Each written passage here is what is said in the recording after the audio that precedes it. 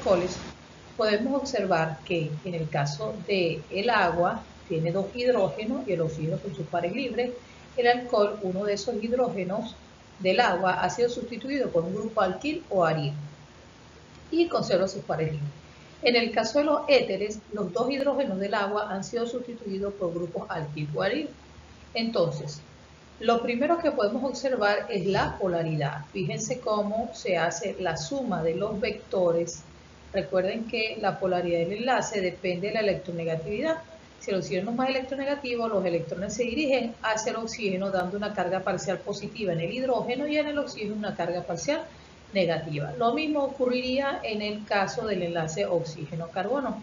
Entonces, fíjense que estos vectores, recuerden que cada vector tiene una componente en Y y una componente en X.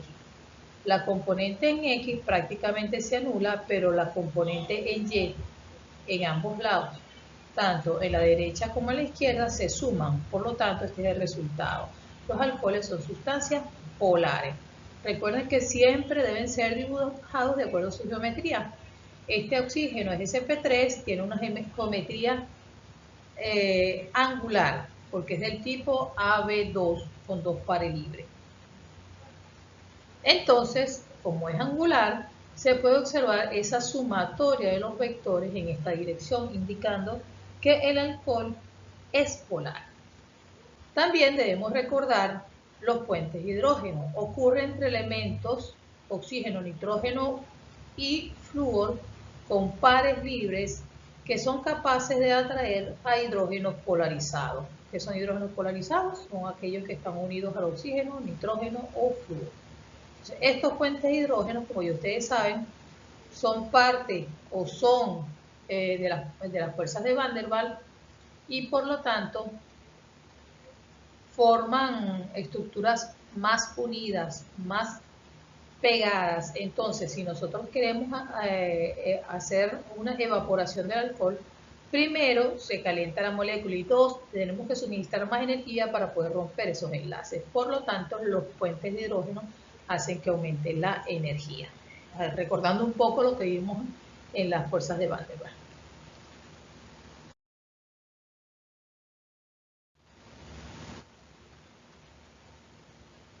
Otra de las características que tienen los alcoholes son en su estructura. Recuerden que hay una R y un OH. Entonces, la parte R, esta que vemos acá, es hidrofóbica. ¿Qué significa hidrofóbica? Que repele el agua. Por lo tanto, esta parte no se disuelve, se podría decir así, no se disuelve en agua, ¿ok? Y hay una parte hidrofílica o lo que es la parte polar, hidrógeno-oxígeno. Esta parte se dice que es muy soluble en solventes polares, en cambio la hidrófuga es poco soluble en solventes polares. Por lo tanto, ellos son los alcoholes pequeños, mientras más pequeños sean, tienen mayor posibilidad de disolverse en solventes polares. Mientras más grande sea su cadena carbonada, será más difícil su disolución. Esa es otra de las características que nos permite discutir su solubilidad. ¿Ok? Y ellos, por supuesto, son buenos disolventes de sustancias tanto orgánicas como polares, o sea, sustancias polares como apolares. Ya sabríamos que la parte apolar, por ejemplo, las grasas, ellas podrían unirse a lo que sería la parte hidrófoba, mientras que los polares se pueden unir a la parte polar, dependiendo si estamos hablando, por ejemplo, de una sal, el sodio sería el que se une en sustitución del hidrógeno. Propiedades físicas de los éteres. Como ya vimos, la estructura de los éteres es un oxígeno que tiene forma angular, ¿sí? Es polar por la misma razón. La sumatoria de estos vectores se dirige en esta zona. ¿Ok? Entonces, son sustancias polares, estamos hablando de un dipolo. Fíjense los puntos de ebullición que estamos comparando aquí de 3 compuestos, un alcohol, un éter y un alcano, que tienen aproximadamente el mismo peso molecular, deberían tener el punto de ebullición aproximadamente igual. Entonces, Vemos aquí que el alcohol es 118, en cambio el éter es 35. La diferencia no es la polaridad, sino el puente de hidrógeno.